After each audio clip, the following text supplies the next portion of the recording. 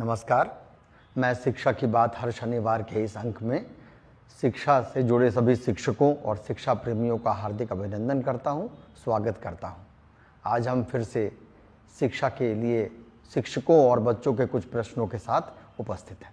हमारे साथ शिक्षा विभाग के अपर मुख्य सचिव डॉक्टर एस सिद्धार्थ आपके प्रश्नों के उत्तर के साथ उपस्थित हैं। मैं आपका अभिनंदन करता हूं, स्वागत करता हूं सर। हम लोगों ने कुछ प्रश्न हमें प्राप्त हुए हैं, कुछ बच्चों के भी हैं और कुछ शिक्षकों के भी हैं। पहला है ज्योति कुमारी SMS डुम्मा शिवहर से हैं। ये कहती हैं सर कि मैंने गौर किया है कि एक दिन 11 बजे रात को आप सक्षमता परीक्षा ट्रांसफ़र का फाइल साइन किए और अगले ही दिन सुबह 8 बजे आपको फ्लाइट उड़ाते देखा गया। सर, आप मुख्यमंत्री के प्रधान सचिव भी हैं, अपर मुख्य सचिव मंत्रिमंडल, शिक्षा विभाग के अपर मुख्य सचिव हैं। सर, इतनी सारी जिम्मेदारियों के साथ आप टाइम मैनेजमेंट कैसे करते हैं? हम सभी शिक्षक और यह शिक्षिका यह जानना चाहते हैं सर। देखिए, टाइम मैनेजमेंट सबको सीखना चाहिए और मेरा मानना है कि जो टाइम का डिसिप्लिन है, विशेषकर शिक्षकों को और स्टूडेंट्स को, ये बहुत ही अच्छी तरह उनको सीखना चाहिए। मैं एक दिन पूर्व ये प्लान कर लेता हूँ कि अगले दिन मुझे क्या क्या करना है, और मन में वो पूरी सारणी रहती है कि सुबह उठ के क्या करना है, फिर दोपहर में क्या करना है, कौन से कार्य कल पूरे करने हैं। तो ये बिल्कुल एक दिन का प्री डिसाइडेड रहता है। ये कोई मतलब वेग नहीं छोड़ देता हूँ कि अच्छा ठीक है, समय मिलेगा तो करेंगे, नहीं मिलेगा तो नहीं करेंगे। ये सब फिक्स्ड रहता है और मैं इसका बहुत ही मतलब सशक्त पालन करता हूँ, 100%। देर रात सोता हूँ ज़रूर, 11-12 बजे तक सोता हूँ और अगले दिन 5 बजे उठ जाता हूँ। तो 5-6 बजे अखबार और ये सब पढ़ने का मौका मिलता है। और मेरा फ्लाइंग टाइम जो है हवाई जहाज़ उड़ाने का 8 से 9 बजे होता है और फिर 9 बजे अपनी वर्दी बदलता हूँ। जो सरकारी वर्दी है, सरकारी कमीज और शर्ट और पैंट पहनता हूँ और 9:15 बजे मैं कार्यालय पहुँच जाता हूँ। सबसे पहले माननीय मुख्यमंत्री जी का कार्यालय जाता हूँ, वहाँ पे कार्य रहते हैं। उसके बाद शिक्षा विभाग का कार्यालय है, इसी बीच मंत्रिमंडल का भी कार्यालय में जाता हूँ। तो सब कुछ समय सारणी अनुसार होता है, इसलिए कभी भी कोई क्लैश नहीं होता है, ओवरलैप नहीं होता है। अपना हॉबी का समय अलग रहता है, कार्यालय का समय अलग रहता है।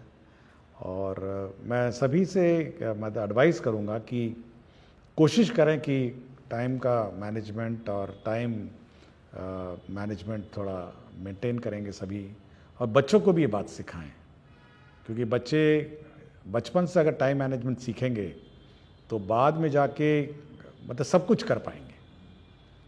समय पे मैं पेंटिंग के लिए भी समय निकाल लेता हूँ, फोटोग्राफी के लिए भी निकाल लेता हूँ, हर चीज़ के लिए समय निकल जाता है। और अगर टाइम मैनेजमेंट हो तो सब कुछ हो जाता है, और अगर टाइम मैनेजमेंट नहीं हो तो कुछ नहीं होगा। फिर आप कंफ्यूजन में रहेंगे और दुविधा में ही रहेंगे हमेशा। राकेश सर शिक्षक हैं प्राथमिक विद्यालय बड़की बलियारी विक्रम पटना के। इनका पूछना है कि जब हम गुणवत्तापूर्ण शिक्षा की बात करते हैं तो बच्चे ज़्यादा मातृभाषा में सीखना पसंद करते हैं और अभी तक बच्चों के बीच इससे संबंधित कोई सामग्री नहीं गई है, जबकि राष्ट्रीय शिक्षा नीति भी इसके संबंध में बात करती है। देखिए, मैं इस बात का बहुत समर्थन करता हूँ, और जो छोटे बच्चे हैं विशेषकर क्लास 1, 2 और 3, वो अपनी मातृभाषा में ही उनको शिक्षा होनी चाहिए।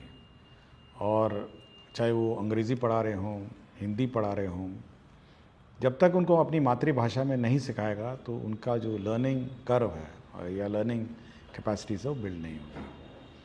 ये ज़रूर मतलब है, समस्या है कि हमने इंग्लिश की किताबों में भोजपुरी, मगही, मैथिली ये सब शब्दों का वहाँ पे अंकित नहीं किया है, और हिंदी भाषा की किताबों में भी ये बात लिखी नहीं है। बट मैं ये उम्मीद करता हूँ कि जब शिक्षक कक्षा में अगर मगध क्षेत्र में अगर बच्चों को टीचर पढ़ा रहे हैं, क्योंकि अब तो स्थानीय मोटा मोटी अब स्थानीय ही टीचर हो गए हैं, सक्षमता पास भी वहीं के लोग हैं, बाकी लोग भी उसी ज़िले के हैं, तो मैं ये उम्मीद करता हूँ कि जब भी पढ़ाएं तो अपनी भाषा जो मातृभाषा है उसमें उस बच्चे को सिखाने की कोशिश करेंगे।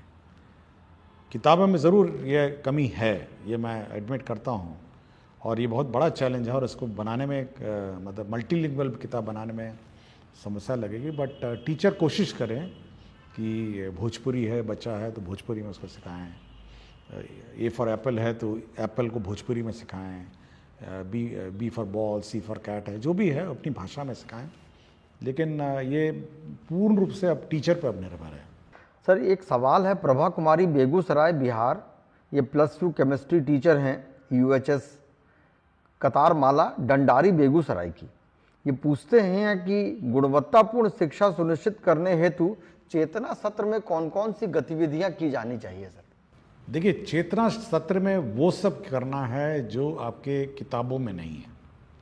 ये मैं बिल्कुल स्पष्ट किया हूँ बहुत बार कि आपकी जो किताबें में नहीं, जो आपके करिकुलम में है, वो चेतना सत्र का पार्ट नहीं है।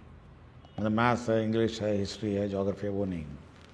चेतना सत्र में मैं पिछले एपिसोड में मैंने कहा कि आप उसको वैल्यूज़ सिखाएंगे, मतलब एक मानवीय जो गुण है वो सिखाने का सत्र है।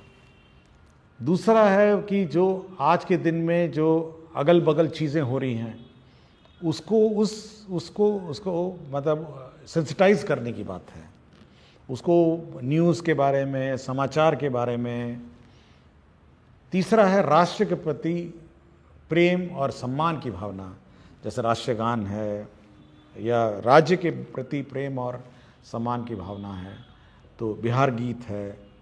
तो ये सब चीज़ें उसको सिखाना है, और एक साथ कतार में खड़े होके प्रार्थना करना, एक साथ और बच्चों को संबोधन, मतलब जब बच्चे कोई ना कोई क्लास में एक बच्चा सुनाता है, कोई भी का वक्तव्य अपना देता है, तो लीडरशिप क्वालिटीज़ हैं, तो ये सब सिखाने का सत्र है।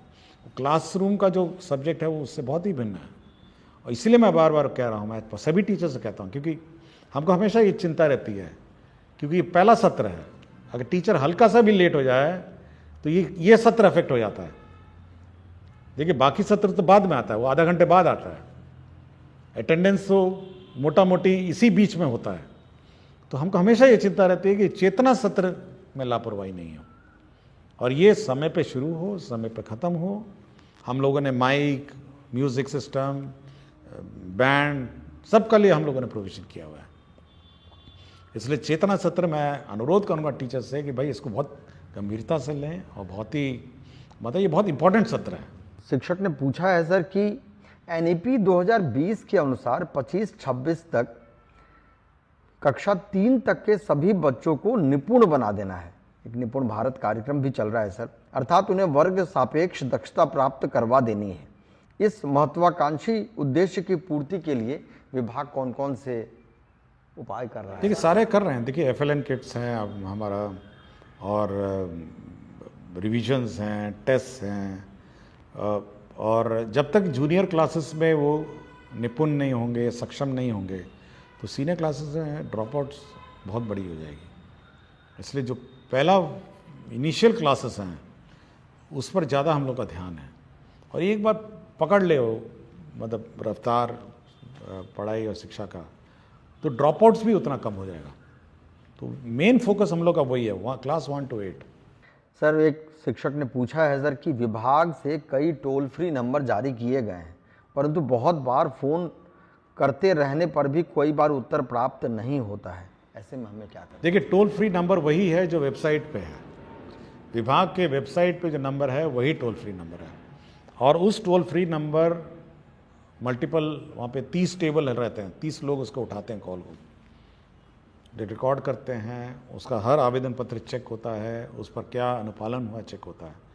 इसलिए मल्टीपल टोल फ्री मत खोजने की कोशिश करिए, आप वेबसाइट में जो टोल फ्री नंबर है उसी को डायल करिए और अपना कंप्लेंट वहीं पे रिकॉर्ड करिए। एक शिक्षक ने पूछा है, कभी कुछ दिन पहले ही आपने कहा कि प्रत्येक शिक्षित व्यक्ति की जिम्मेदारी है कि वो अशिक्षित को शिक्षित बनाए, एक शिक्षक को छोड़कर अन्य शिक्षित व्यक्ति यह कैसे सुनिश्चित कर सकता है?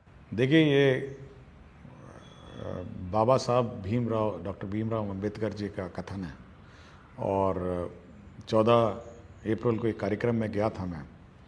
उस कार्यक्रम में मुझे किताब मिली थी और किताब के पीछे वाला कथन है जो मैंने पढ़ के सुनाया है। और देखिए, टीचर तो शिक्षित हैं जो शिक्षा ग्रहण कर रहे हैं, लेकिन समाज में बाकी लोग भी तो शिक्षित हैं ना।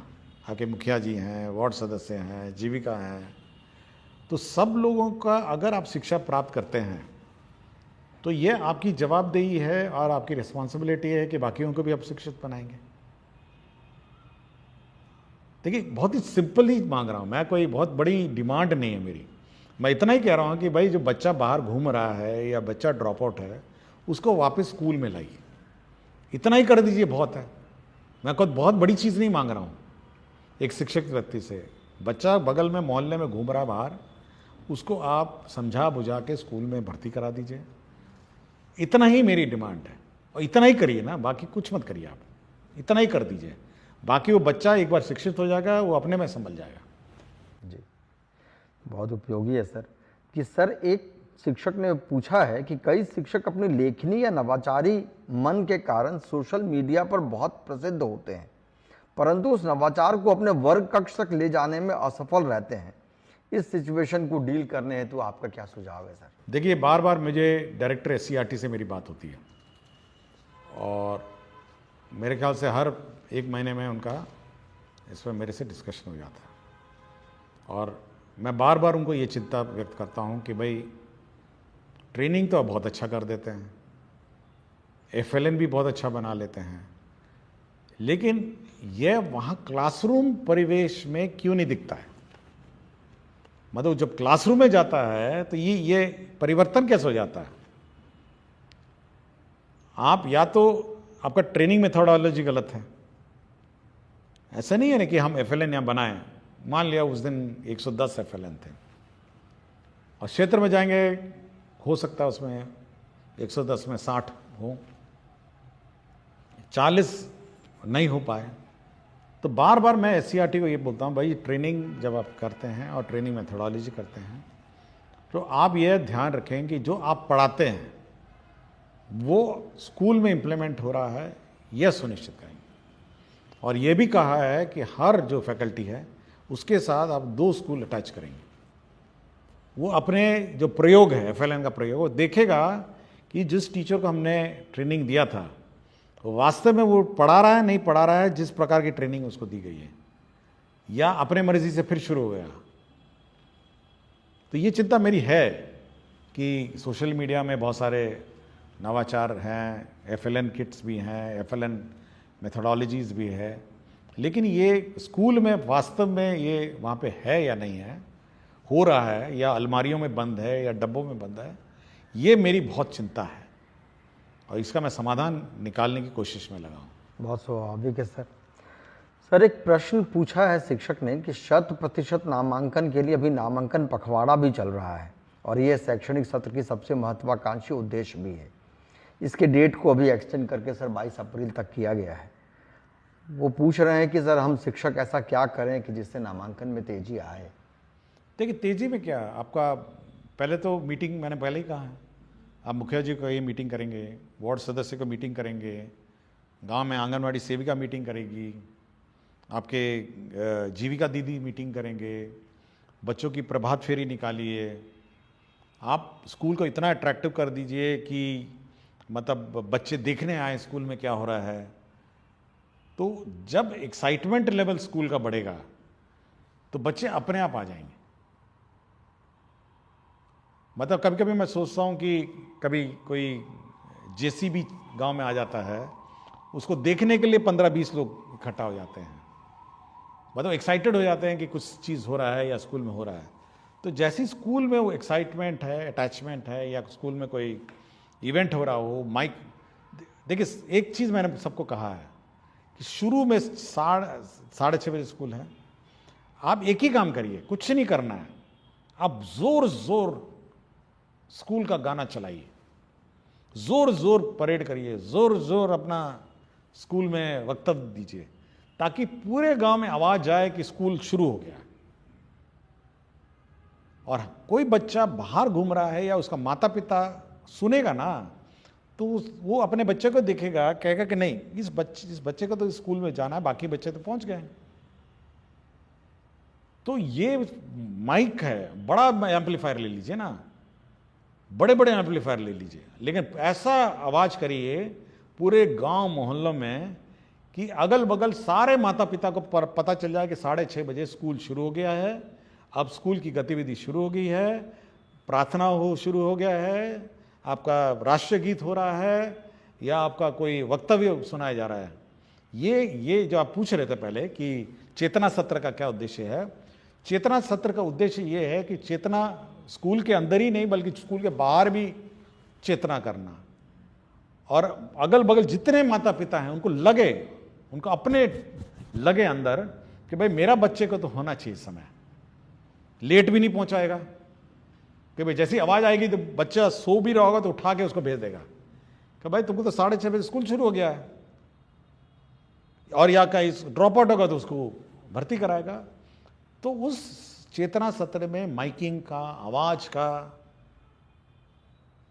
मतलब उसका प्रयोग किया जाए और फुल वॉल्यूम में प्रभात फेरी निकाली जाए, माइक लगा के मुखिया जी का मीटिंग कराया जाए, वार्ड सदस्य का मीटिंग कराया जाए, जीविका बिल्कुल हिला दिया जाए, मतलब गांव का जो वातावरण है उसको इतना चार्ज कर दिया जाए कि सारे बच्चे स्कूल आ जाएं। बिल्कुल बच्चे भाग के आए स्कूल। हाँ, मतलब जब एक्साइटमेंट होगा तो सब आ जाएगा ना। अब आपको उम्मीद करेंगे कि हाँ एक तो शांति से वातावरण में स्कूल चल रहा है, आप उम्मीद करेंगे कि अच्छा हम अपना बच्चा लेके जाएंगे, अच्छा कल, आज नहीं तो कल ले जाएंगे, कल नहीं तो परसों, करते करते करते गया। फुल वॉल्यूम में गीत बजाइए, स्कूल में गीत बजाइए, फुल वॉल्यूम में प्रार्थना चलाइए, पूरा गांव का माहौल को ना हिला दीजिए माइक से। विभिन्न धर्मों में भी है, होता है ना, मस्जिद में अजान होती है, मंदिर में आरती होती है, कितना अट्रैक्शन हो जाता है किसी भी मनुष्य को कि बस जाके प्रार्थना या इबादत करनी है, तो वो पैदा करना पड़ेगा स्कूल को। एक मंजीत कुमार शिक्षक हैं सर, राजकीय मध्य विद्यालय माधोपट्टी के। आजकल बच्चे मोबाइल में बहुत अधिक समय बिताते हैं, क्यों नहीं मोबाइल आधारित शिक्षण सामग्रियां शिक्षा विभाग द्वारा ऑनलाइन उपलब्ध करवाया जाए ताकि वे घर पर भी सीखना जारी रख सकें। क्या इस तरह के मोबाइल आधारित शिक्षण सामग्री में मूल्यांकन की व्यवस्था भी हो सकती है? देखिए, हम लोग का है कि इस क्लास 6 से हम लोग ICT लैब स्थापित करेंगे इस साल, और क्लास 6 से सभी स्कूल में कंप्यूटर होगा, छोटे स्कूल में कम होगा, बड़े स्कूल में कम होगा, और हम लोग मटेरियल को डिजिटल फॉर्म में भेजेंगे सब स्कूल में, और कोई भी माता पिता या बच्चा लेना चाहे डिजिटल फॉर्म में ले सकता है। तो ये व्यवस्था हम लोग कर रहे हैं, और लाइब्रेरी में पेन ड्राइव हम लोग रखेंगे, जो बोरो करना चाहेगा किताबों के अतिरिक्त पेन ड्राइव भी बोरो कर सकता है, घर ले जाए अपना कॉपी करे या जो करना करे। तो डिजिटल लाइब्रेरी को भी हम लोग स्ट्रेंथन करने की कोशिश में है। तो इस साल हम लोग का यही लक्ष्य है कि ICT लैब हो, डिजिटल लैब हो, और बच्चे मतलब फिजिकल बुक्स के अलावा डिजिटल बुक्स भी बोरो कर सकें, ये हमारी व्यवस्था है। एक बच्ची का प्रश्न है सर, सुहानी कुमारी हैं, कक्षा 4 मध्य विद्यालय माधोपट्टी दरभंगा की। इनका सवाल है सर कि विद्यालयों में बच्चों की ऑनलाइन उपस्थिति दर्ज करने को लेकर कुछ दिन पहले संकल्प लिया गया था, क्या इसी सत्र से बच्चों की ऑनलाइन हाजिरी बनेगी? ये कौन सा क्लास की हैं? ये कक्षा 4 की है सर। 4 की हैं, चलिए। ये अट्रैक्ट हो रही हैं चीज़ों के साथ की। कक्षा 4 में भी मतलब डिजिटल एज का जनरेशन है।